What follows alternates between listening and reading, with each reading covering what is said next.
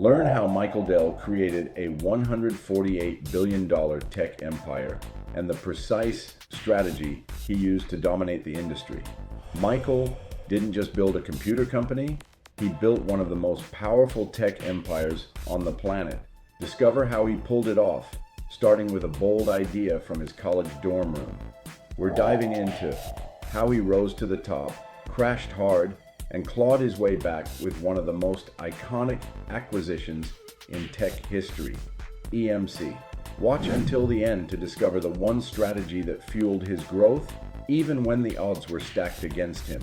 Before anyone knew his name, Michael was quietly engineering a destiny far bigger than anyone around him imagined.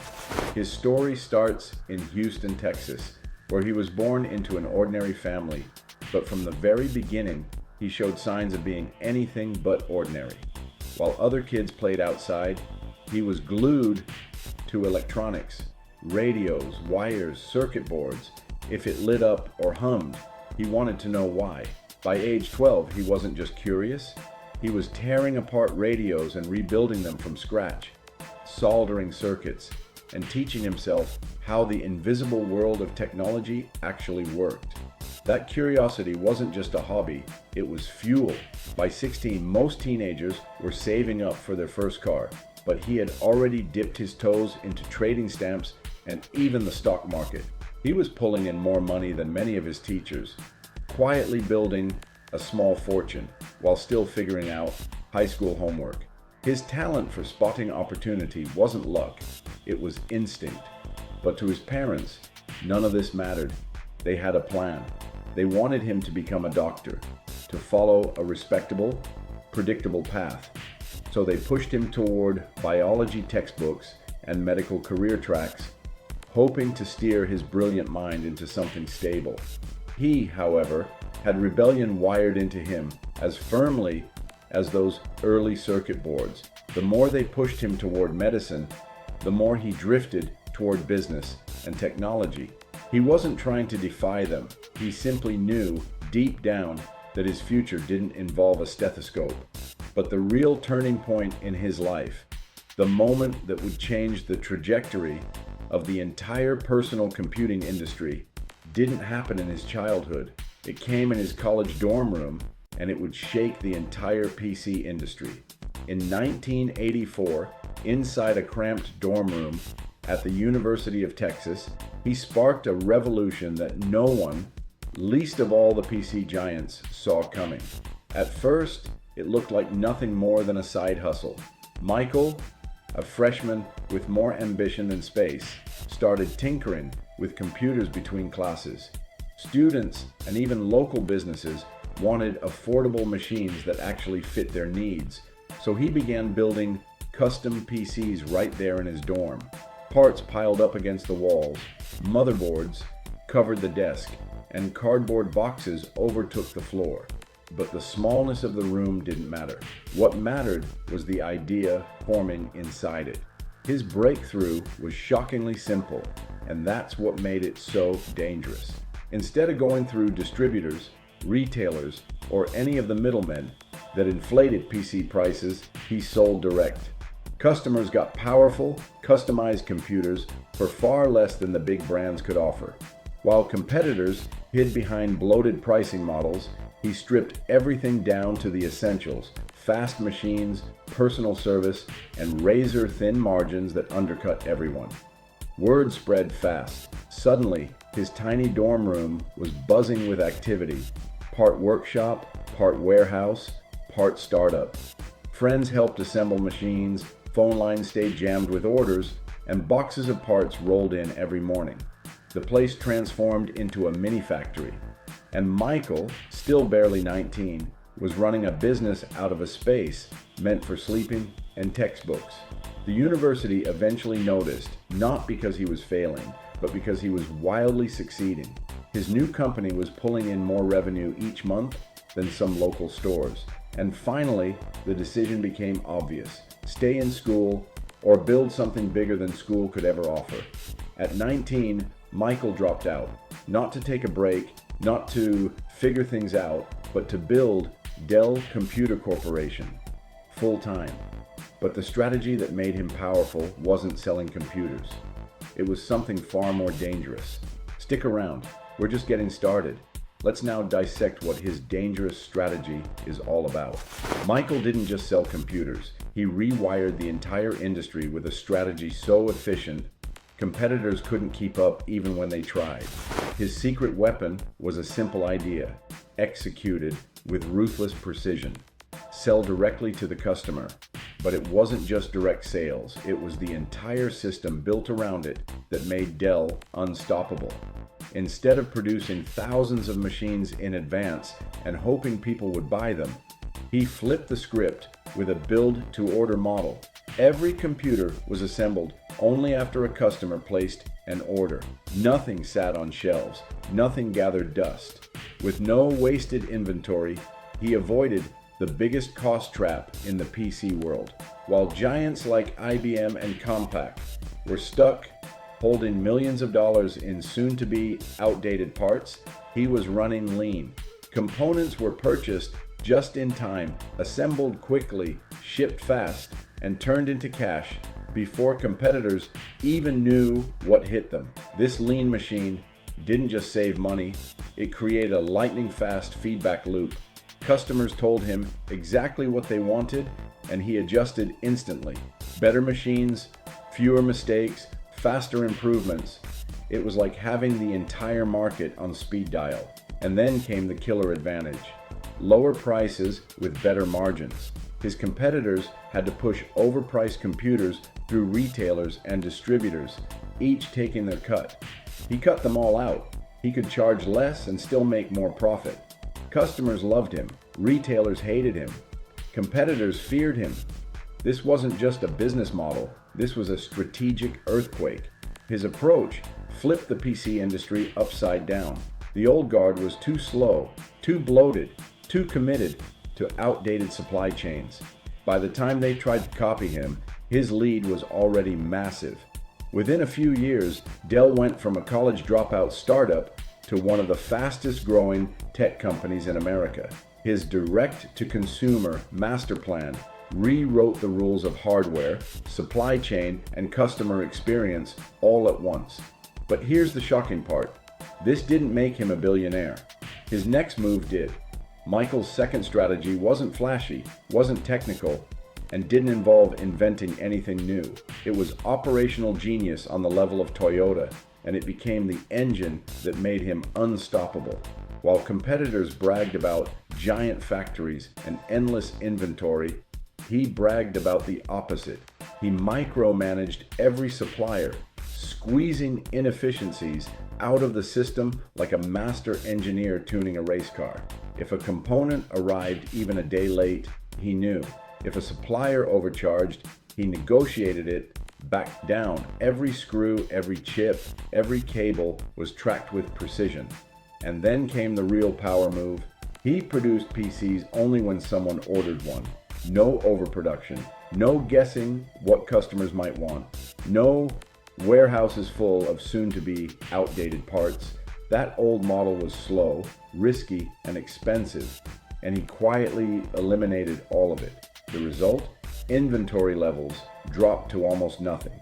He turned what was normally a company's biggest liability into a near zero cost. If you ordered a PC on Monday, he bought the parts on Tuesday, built it Wednesday, and shipped it Thursday. Money moved in, inventory stayed out. And here's the part nobody in the industry understood at first. This wasn't a tech innovation, it was a financial weapon. By holding no inventory, he freed up mountains of cash. While competitors spent fortunes storing parts, he reinvested his money into growth, better pricing, and faster innovation. Wall Street loved it. Analysts couldn't believe a hardware company could run with such high efficiency and such low risk. This is the moment when Dell transformed from a clever startup into a Wall Street darling. The stock surged. Investors praised the Dell model. Every business school wanted to study it. He became the golden child of operational excellence, but there was a hidden danger in rising this fast. Success created expectations, monstrous ones, and the slightest stumble could trigger panic. because Michael's rise was so fast, a collapse was inevitable. Don't go anywhere. We've got his collapse in detail coming up. Every empire looks invincible until the cracks start showing. And for Michael, they came fast and all at once. In the early 2000s, the tech landscape shifted beneath his feet. HP was rising with aggressive pricing and massive retail presence. Apple was reinventing itself with dazzling hardware that made Dell's beige boxes look ancient overnight. And inside Dell's own walls, trouble was brewing. Quality issues began popping up everywhere. Customers complained of failing components. Then came the crisis with exploding batteries, a nightmare that dragged Dell into headlines for all the wrong reasons. Wall Street reacted brutally. The stock plummeted. Analysts tore apart the once praised Dell model, calling it outdated and slow. The media, which had crowned him a genius just years earlier, now treated him like a relic from another era. Dell went from being the fastest growing PC company on earth to a cautionary tale about what happens when innovation stalls. For the first time in decades, the world believed Michael was finished. Competitors were modern, sleek, and daring. He looked tired, battered, and stuck in the past. But the real pain wasn't financial. He wasn't just losing a company. He was losing the identity he built since childhood. This was the same boy who dismantled radios at 12, the teenager who traded stamps and stocks, the college kid who turned a dorm room into a factory. Now, the empire he had built, piece by piece, was slipping through his fingers. And worse, people said he wasn't capable anymore. Most entrepreneurs break here. They panic, they blame others, they fade away quietly. But this is where Michael becomes legendary. Instead of stepping back, he stepped forward. Instead of defending the old business, he prepared to build a new one. The fall didn't define him, it sharpened him. And in the ashes of the early 2000s collapse, he began crafting the boldest comeback play the tech world had ever seen.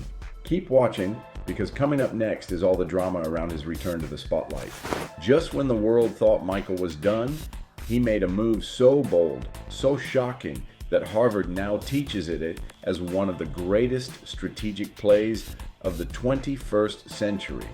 After years of criticism, slowing sales, and Wall Street breathing down his neck, he realized something. He couldn't save his company while the world watched.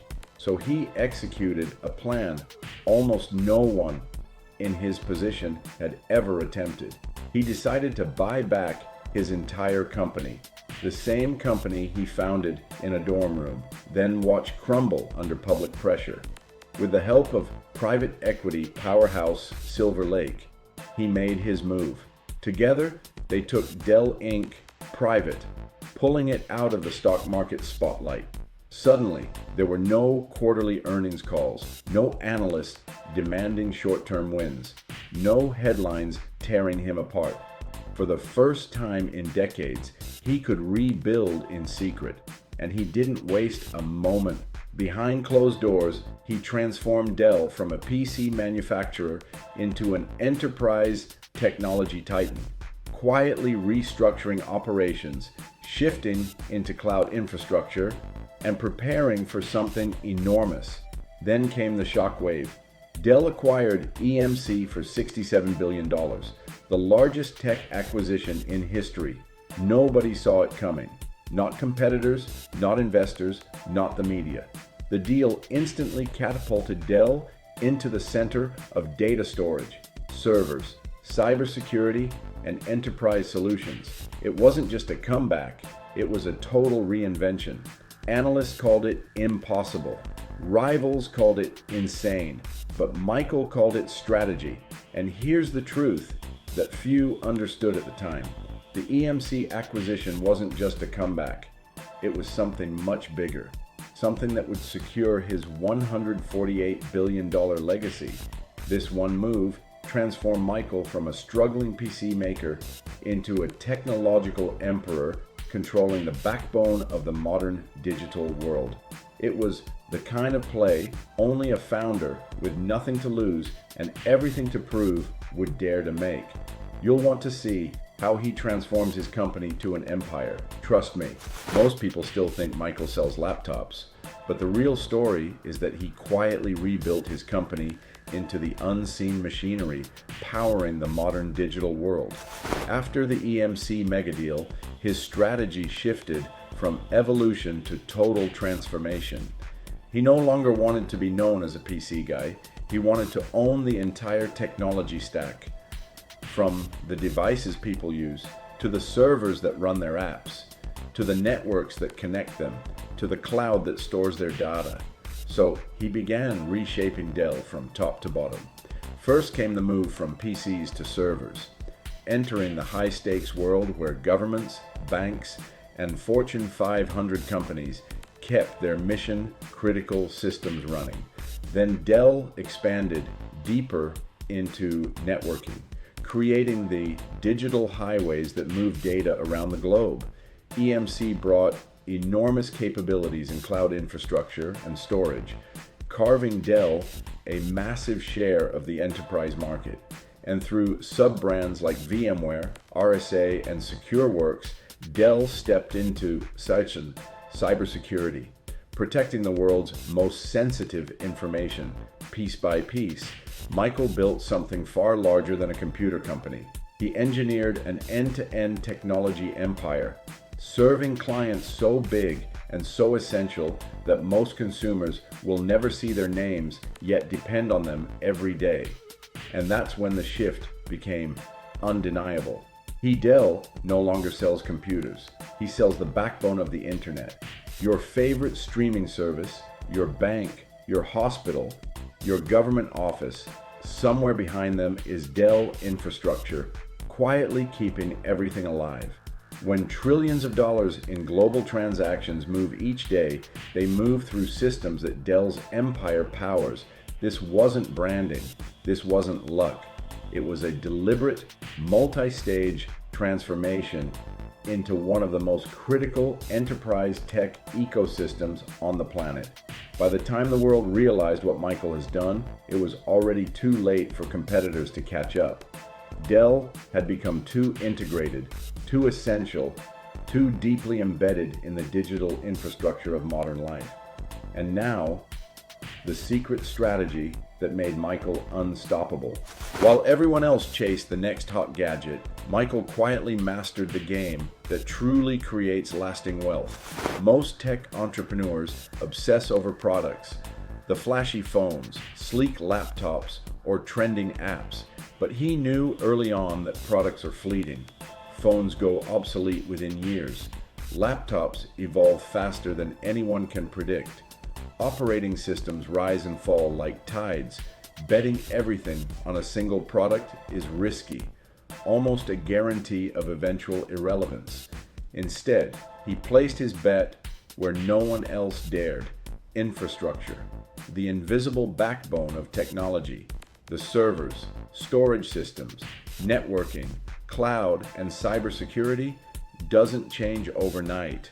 Companies may swap out phones or update software, but they will always need enterprise-grade infrastructure to run, store, protect, and scale their operations. Every Fortune 500 company, every bank, every government office relies on these systems, and someone has to provide them. By focusing on infrastructure rather than products, he created a business with staying power. Products change. Infrastructure lasts decades. It weathers trends, fads, and technological revolutions. It survives crises that wipe out competitors who chase the next shiny object. It compounds value quietly but exponentially. This is why Dell survived multiple tech revolutions, from the PC boom to the rise of mobile, cloud computing, and cybersecurity threats. This is how Michael crushed competitors, outmaneuvered giants like HP, IBM, and Compaq, and transformed his company from a dorm room startup into a global empire. By focusing on the foundation, he didn't just make billions, he built a $148 billion legacy and secured generational wealth for himself and his company. His playbook is deceptively simple. Don't chase products. Don't chase trends. Own the foundation everyone else is building on. That's the secret to creating something permanent, something essential, and something unstoppable. While the world rushes to the next app or gadget, the real power lies in the infrastructure beneath it, the systems, the networks, and the platforms that everyone else depends on, but few understand. And that, ultimately, is how a boy in Houston who dismantled radios in his bedroom became one of the most formidable tech visionaries in history. Michael didn't just sell computers, he owned the foundations of the digital world. Ready to leave your mark on the world just like him? Check the links in the description and take the first step today.